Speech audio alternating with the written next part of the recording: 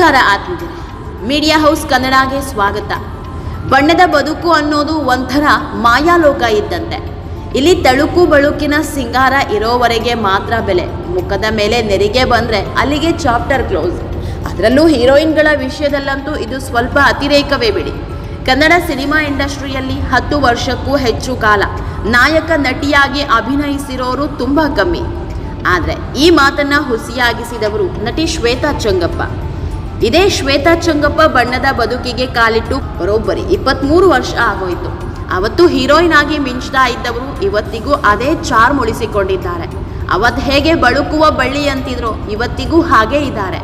23 ವರ್ಷದ ಹಿಂದೆ ಸುಮತಿಯಾಗಿ ಕಾಣಿಸಿಕೊಂಡಿದ್ದ ಶ್ವೇತಾ ಚಂಗಪ್ಪ 10 ಏಳು ಬೀಳುಗಳನ್ನು ಕಂಡಿದ್ದಾರೆ. ಬಣ್ಣದ ಲೋಕದಲ್ಲೇ ಕೇಳಬಾರದ ಮಾತುಗಳನ್ನು ಕೇಳಿದ್ದಾರೆ. ಕೊಡಗಿನ ಸೋಮವಾರಪೇಟೆ ಮೂಲದ ಶ್ವೇತಾ ಚಂಗಪ್ಪ ಎಸ್ ನಾರಾಯಣ್ ನಿರ್ದೇಶನದ ಸುಮತಿ ಸೀರಿಯಲ್ ಮೂಲಕ ನಟನಾ ಲೋಕಕ್ಕೆ ಕಾಲಿಟ್ಟವರು. ಇದೊಂದೇ ಸೀರಿಯಲ್ ನಟಿ ಶ್ವೇತಾ ಅವರ ಬದುಕಿನ ದಿಕ್ಕನ್ನೇ ಬದಲಿಸಿ ಬಿಡಿತು. 2003ರಿಂದ 2005ರವರೆಗೆ ಅಂದರೆ ಸುಮಾರು 3 ವರ್ಷಗಳ ಕಾಲ ಉದಯ ಟಿವಿಯಲ್ಲಿ ಪ್ರಸಾರ ಆಗಿತ್ತು. ಶ್ವೇತಾ ಚಂಗಪ್ಪ ತಾವು ನಟಿಸಿದ ಮೊದಲ ಸೀರಿಯಲ್ನಲ್ಲೇ ರಾಜ್ಯದ ಹೆಂಗಳೆಯರ ಮನಸ್ಸು ಗೆದ್ದು ಬಿಟ್ರು. ತಾವು ಕೂಡ ಯಾವ ಹೀರೋಯಿನ್ಗೂ ಕಮ್ಮಿ ಇಲ್ಲ ಅನ್ನೋದನ್ನ ಪ್ರೂವ್ ಮಾಡಿದ್ರು. ಈ ಸೀರಿಯಲ್ ಮುಗಿತಾ ಇದ್ದಂತೆ ಮತ್ತೆ ಕಾಣಿಸಿಕೊಂಡಿದ್ದು ಕಾದಂಬರಿ ಸೀರಿಯಲ್ ಮೂಲಕ. ಈ ಧಾರಾವಾಹಿಯಂತೂ ಸೂಪರ್ ಡೂಪರ್ ಹಿಟ್. ಇವತ್ತಿಗೂ ಈ ಧಾರಾವಾಹಿಯ ಅಭಿಮಾನಿಗಳಿದ್ದಾರೆ. ಈ 2 ಸೀರಿಯಲ್ಗಳ ಬಳಿಕ ಅಂದಿನ ಕಾಲದ ನಂಬರ್ 1 ನಟಿಯಾಗಿ ಹೋದ್ರು. ಸಿನಿಮಾ ಹೀರೋಯಿನ್ಗಿಂತ ತಾವೇ ಕಮ್ಮಿ ಇಲ್ಲ ಅನ್ನೋದನ್ನ ಪ್ರೂವ್ ಮಾಡಿದ್ರು. ಸುಕನ್ಯಾ ಹಾಗೂ ಅರುಂಧತಿ ಸೀರಿಯಲ್ಗಳಲ್ಲಿ ನಟಿಸಿದ ಶ್ವೇತಾ ಚಂಗಪ್ಪ ತಮ್ಮ ಬದುಕಿನ ದಿಕ್ಕನ್ನೇ ಬದಲಿಸಿಕೊಂಡ್ರು. ಅಲ್ಲಿವರೆಗೂ ನಟಿಯಾಗಿ ಸೀರಿಯಲ್ಗಳಲ್ಲಿ ಅಭಿನಯಿಸ್ತಾ ಇದ್ರು. ಯಾರಿಗುಂಟು ಯಾರಿಗಿಲ್ಲ ರಿಯಾಲಿಟಿ ಶೋ ಮೂಲಕ ನಿರೂಪಕಿಯಾಗಿ ಕೂಡ ಗುರುತಿಸಿಕೊಂಡ್ರು. ಹೀಗೆ ಕಿರುತೆರೆ ಲೋಕದಲ್ಲೇ ದೊಡ್ಡ ಹೆಸರು ಮಾಡಿದ ನಟಿ ಶ್ವೇತಾ ಚಂಗಪ್ಪಗೆ ವಿಚಿತ್ರ ಸಮಸ್ಯೆ ಕಾಡ್ತಾ ಇದೆ. ಈ ಬಗ್ಗೆ ಸ್ವತಃ ತಾವೇ ಹೇಳ್ಕೊಂಡಿದ್ದಾರೆ. ಇದೆಲ್ಲದರ ಬಗ್ಗೆ ಇವತ್ತಿನ ವಿಡಿಯೋದಲ್ಲಿ ಹೇಳ್ತಾ ಹೋಗ್ತೀವಿ. ಅದಕ್ಕೂ ಮೊದಲು ನೀವಿನ್ನೂ ನಮ್ಮ ಚಾನಲ್ನ ಸಬ್ಸ್ಕ್ರೈಬ್ ಮಾಡಿಲ್ಲ ಅಂದರೆ ಮಿಸ್ ಮಾಡಬೇಡಿ, ಈಗಲೇ ಸಬ್ಸ್ಕ್ರೈಬ್ ಮಾಡಿ. ಈ ವಿಡಿಯೋನ ಕೊನೆವರೆಗೂ ನೋಡಿ, ನಿಮ್ಮ ಅನಿಸಿಕೆಗಳನ್ನು ಕಾಮೆಂಟ್ ಮಾಡಿ.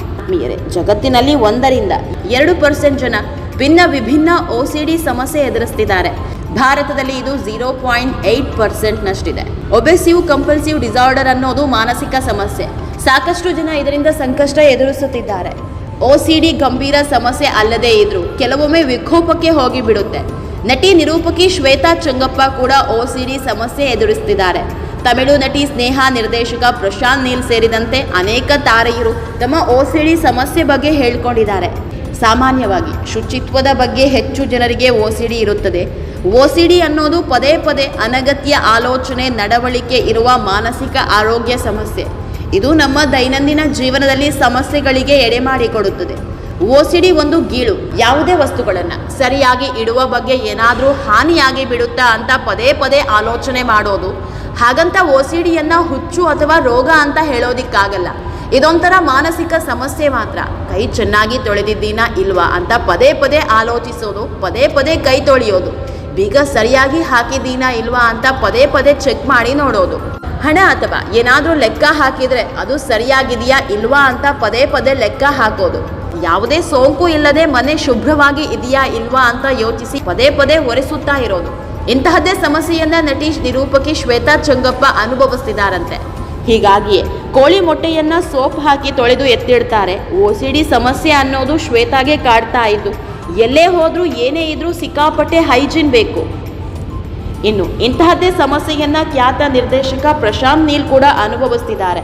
ಡಾರ್ಕ್ ಥೀಮ್ನಲ್ಲೇ ಸಿನಿಮಾಗಳನ್ನ ಯಾಕೆ ಮಾಡ್ತೀರಾ ಅನ್ನುವ ಪ್ರಶ್ನೆಗೆ ನಿರ್ದೇಶಕ ಪ್ರಶಾಂತ್ ನೀಲ್ ಉತ್ತರಿಸಿದ್ರು, ನನಗೆ OCD ಇದೆ, ಬೇರೆ ಬಣ್ಣಗಳನ್ನು ಹೆಚ್ಚು ಇಷ್ಟಪಡಲ್ಲ, ಹೆಚ್ಚು ಬಣ್ಣದ ಬಟ್ಟೆಗಳನ್ನು ಧರಿಸಲ್ಲ, ನನ್ನ ವೈಯಕ್ತಿಕ ವಿಚಾರಗಳೇ ಸಿನಿಮಾಗಳಲ್ಲಿ ಪ್ರತಿಫಲಿಸುತ್ತದೆ ಅಂತ ಹೇಳಿದ್ರು. ಇನ್ನು ತಮಿಳು ನಟಿ ಸ್ನೇಹಾ ಕೂಡ ಶುಚಿತ್ವದ ಬಗ್ಗೆ OCD ಇದೆ ಅಂತ ಮನಬಿಚ್ಚಿ ಹೇಳ್ಕೊಂಡಿದ್ರು.